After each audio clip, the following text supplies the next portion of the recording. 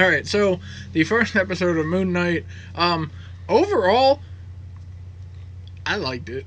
I mean, I know a lot of people were kind of hating on CGI and stuff like that, but it's the first episode. It'll get better. Right, and yeah. For us not really knowing, especially me, having never read the comics, Me neither. and not knowing much about the character itself and the split personalities and what Moon Knight actually is, I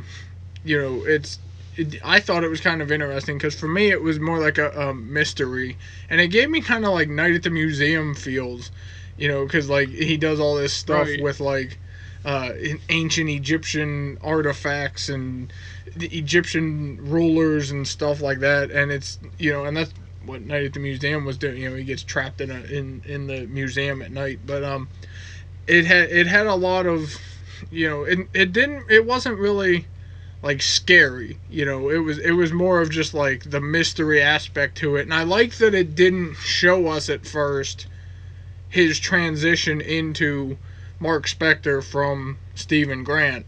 It would kind of Stephen Grant would be in a situation surrounded by his enemy, and then he would like freak out and then wake back up in a way, and it would be... And he's in like a different spot somewhere. In a different spot, or he's holding a gun, or he's got something that he didn't have when, and that's because Mark Spector, his other personality, took over and helped get out of that situation, and he doesn't know that. And I like that it didn't show that until the end, that costume and the turning into Moon Knight. I like that they didn't just take this whole first episode to give all the backstory and the blah blah blah, this is how this happened and stuff like that. It just went right into it. Like, you just see this character, he's just a normal dude, Stephen Grant, working at a museum and stuff, and then he falls asleep at one point, I think, and then all of a sudden he's like in this other place. Like, and you see throughout the episode he ties himself down to the bed and puts like sand and things at the foot of the bed and all this other stuff, because I guess he knows that I guess he assumes he sleepwalks. So I like the fact that he doesn't know really that he has a split personality, because then at one point he hears voices talking to him and he doesn't know where they're coming from. He doesn't know anything that's going on, just like we don't either. We have no idea how he got this way, what's happening, etc. And I like that mystery to it. And I like that they did it this way for the start of the episode. I know some people probably would prefer to have things explained. Like maybe even WandaVision. Like, people weren't a fan of like how WandaVision just started off. The first 2 or 3 episodes were in the sitcom reality. Yeah, he didn't like it either. And then it finally gets into explaining everything in like the 4th episode and onward and things like that. I liked that, and I like that in this show as well, how they did that. Where we'll find out eventually, like maybe, I'm sure there will be, I don't know how many, there's probably 6 episodes, I think. I'm sure there will be at least one, like, maybe flashback episode, or somebody explains to him what is going on. I'd rather prefer that. I don't think we need to waste a whole episode getting into that stuff, because this show seems to be intriguing right out of the gate, really, and I like the way that they did that. Yeah, I like, too, that they haven't had, I mean, I know it's only the first episode, and they could change what they're doing, but I like that they didn't incorporate the rest of the MCU into this episode.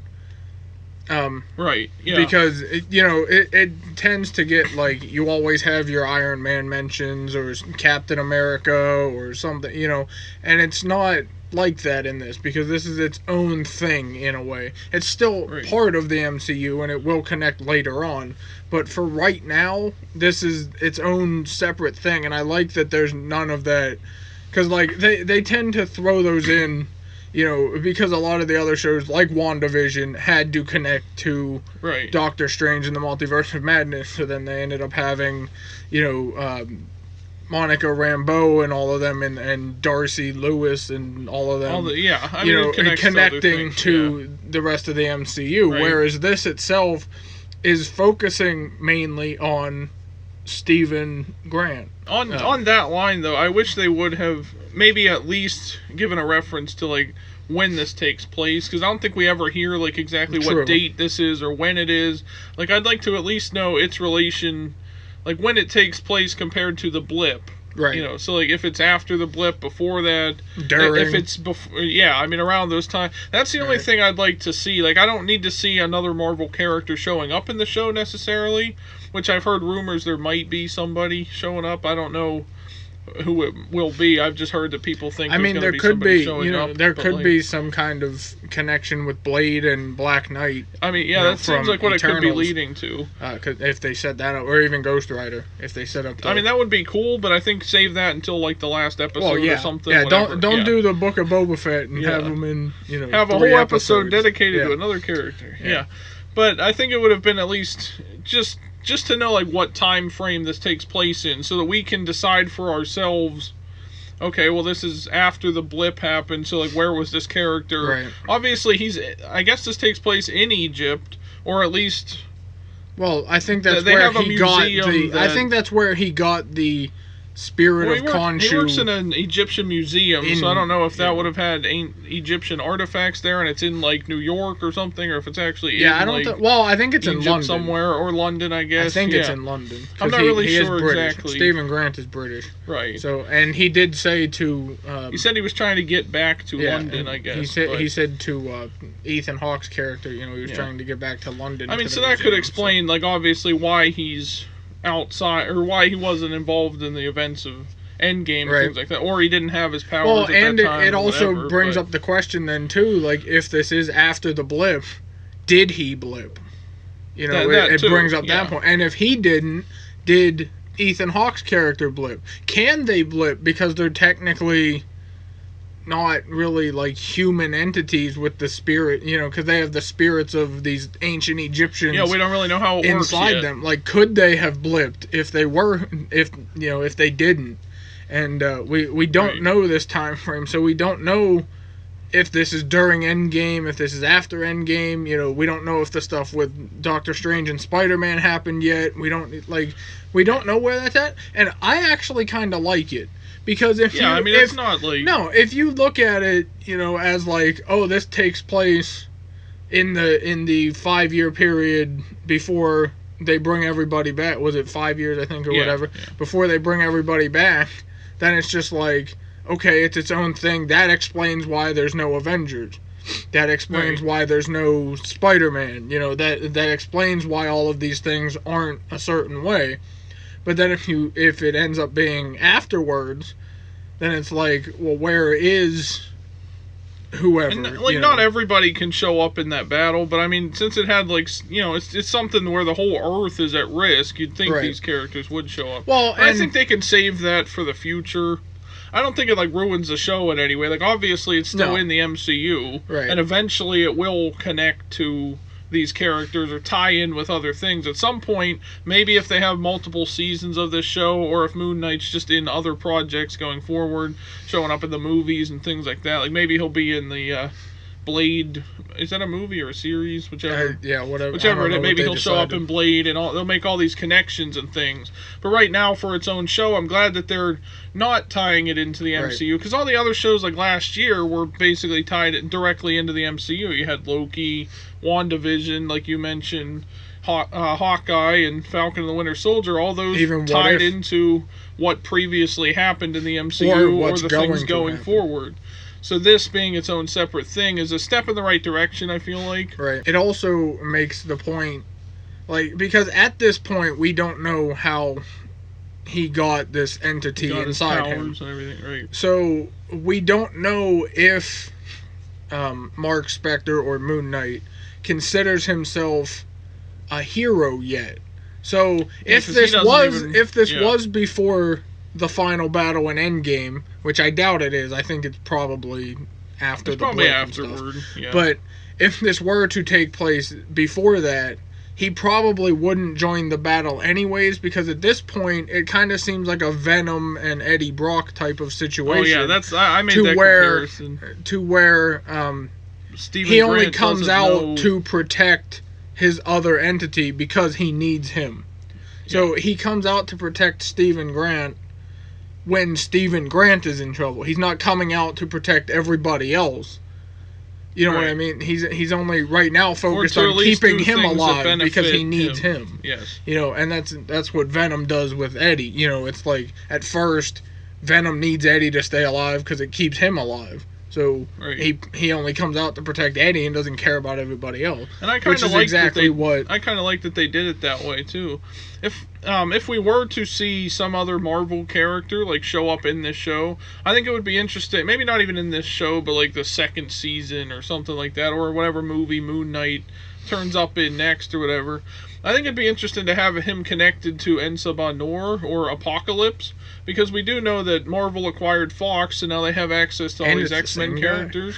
And he was played by the same character in X-Men Apocalypse. That's why I thought it would be funny, because he was like basically the first mutant in the X-Men franchise back in ancient Egypt times and things like that. So I think that would be a nice kind of either reference or tie-in to that, especially since we're going to be seeing like in Doctor Strange and the Multiverse of Madness, you know, Patrick Stewart coming back as Charles Xavier, which means that we will be seeing X-Men characters popping up throughout the MCU going forward.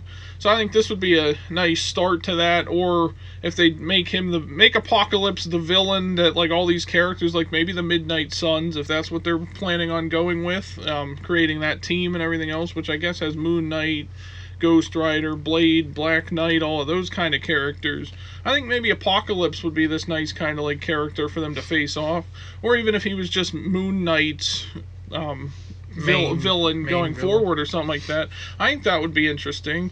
Like you said, if they would connect it to Ensabanor in some way, it would make sense for him to be this villain. Yes.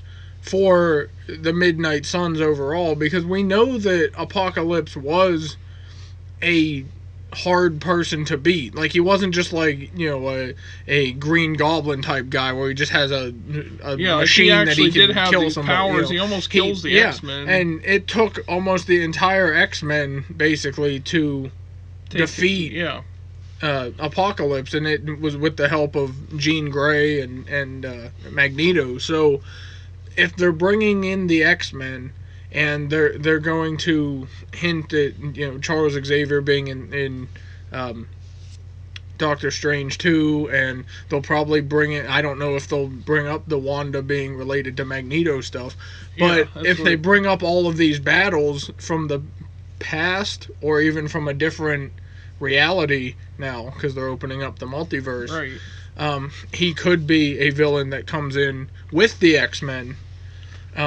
but goes after somebody else. I think it could even be like a or in some way, Moon Knight could accidentally summon or awaken the spirit. That's what I was gonna say. Like maybe he battled the Moon Knight entity at some point over the years, had battled Apocalypse and defeated him or something, or buried him somewhere or whatever, or cause him to go to sleep for all these years or whatever, and then whatever happens in this show awakens him. I think that would be an interesting plot.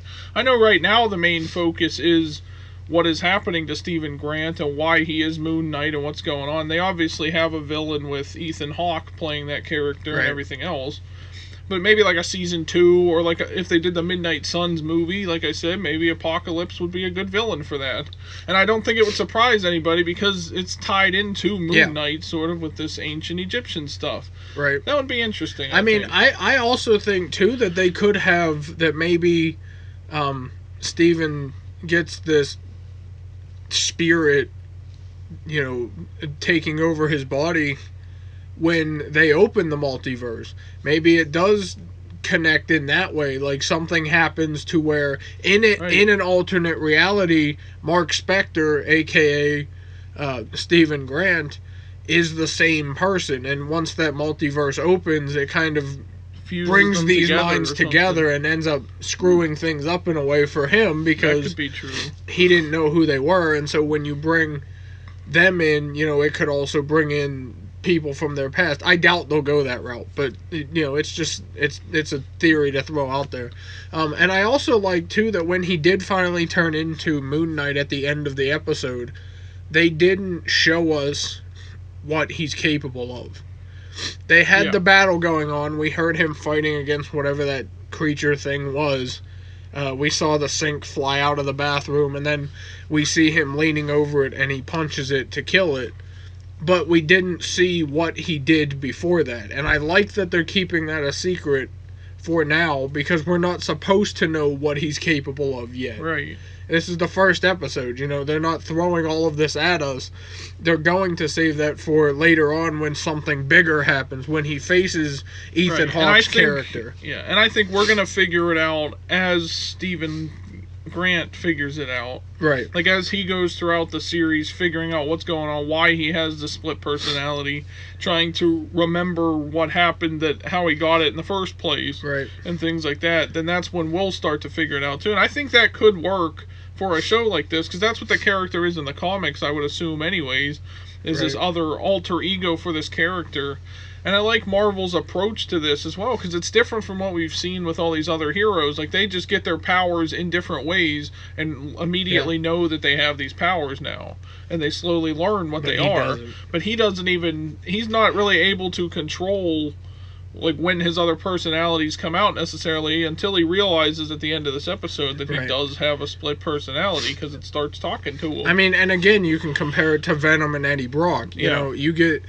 Like, and I think at one point, I think it's the voice of Khonshu that's talking, or whoever the entity is that takes over, because we hear 3 different voices. We hear Steven talking as himself, then we hear Mark Spector's voice, you know, saying, like, let me take over, I can get us out of this, and then even during the, like, when he wakes up in this other spot, they hear this, like, more deeper, like, raspy voice that sounds kind of like Venom, talking to him, saying, oh no, the idiot's in control again, you know. Yeah, I like that. And so we kind of hear that other voice, which I think is that entity of Khonshu or whoever it is that's in his body. And I like that kind of internal struggle, like, do I trust this other version to protect me, you know, because he says, let me protect us, but Steven has to be thinking, you know, what happens if he doesn't succeed?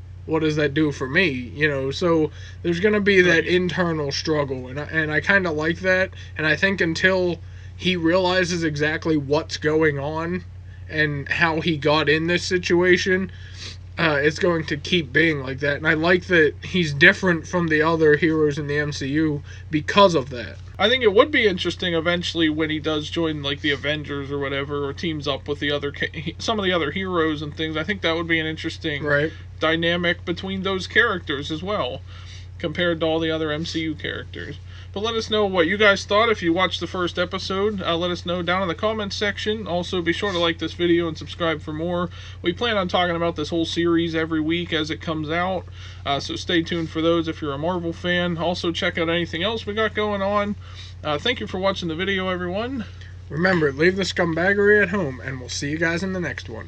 Bye, guys. Subscribe.